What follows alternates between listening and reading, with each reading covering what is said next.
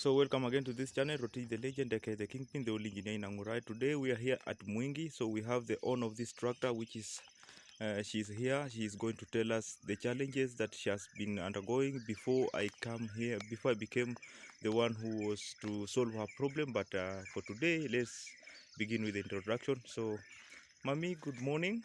Morning to you. How are you today? I'm so fine. Yes. So if you kindly please tell us your name and also tell us the challenges which you have been facing. So first, what is your name? My name is Ruth Mwende Muruka. Yes. From Kapete village. Okay. Kapete iko Mwingi na Kitui district. Very good. Kitui district is a county. Mwingi ni sub-county. Thank you. So, how long have you been having this tractor at your home? Hii tractor nilinunua 4 years ago. 4 years ago? Yes. So, have you ever used it before you called me, or imeendaje? Nilikuwa hii tractor nikitaka kuitumia since I bought it. Inapelekwa, inainama chini, inaweka mikono juu, mtu anabaki akikaa kama ako kwa ni kama anapelekwa juu na naye huyu mwenye anambeba anadunga chini na kichwa. So that means hiyo kichwa ilikuwa hii kichwa hii hapa engine. Yes. Hii kitu imekuwa sumbua sana. Okay. Mpaka hii nikasema nilinunua kitu iko shida sana na hata nilitupa pesa yangu. Okay. So now that tumeshaweka mikono mingine mpya, new handles and everything, how do you see the different? Inakaa namna gani? Hii kitu ni tofauti sana na vile ilikuwa. Kwa maana wakati uliweka hii, yes, ulipoweka hii kitu hata haikuwa mzito.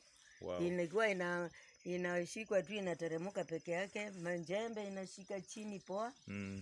Na ikalima vizuri. So unaweza, hata mimi naweza lima naye. Hata wewe unaweza lima naye.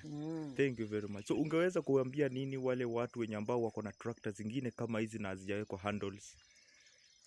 Mimi naweza kuambia kuna kijana alinitengenezea, kijana mdogo tu, lakini naona kama Mungu amempatia kipawa hiyo.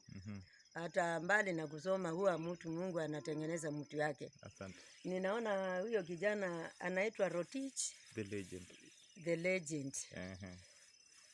Rotich.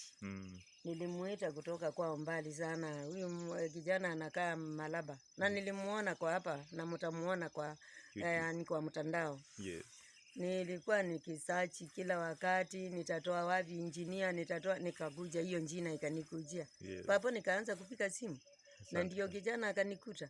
Hii kitu niko na furaha mingi sana. Hata nilikuwa nikijiangalia mimi naona hii pesa nilitupa na ni a lot of money. Natoka pesa mingi. Hata nafikiri mkiangalia mnaona ni mpya. Yes. Hii kitu iliwekwa tu hapo. Na ndio kumbe Mungu naye atakuja bila kutumana. So tangu waweke mikono kuna shamba yote umejaribu kulima nayo? Nimelima sehemu ngapi? Sehemu 3. Yes. Hii kilima vizuri, ikinyorosha vizuri, ikiangusha matope vizuri. Na naona itakuwa ikifanya hivyo. Asante sana mama. Haya, karibu.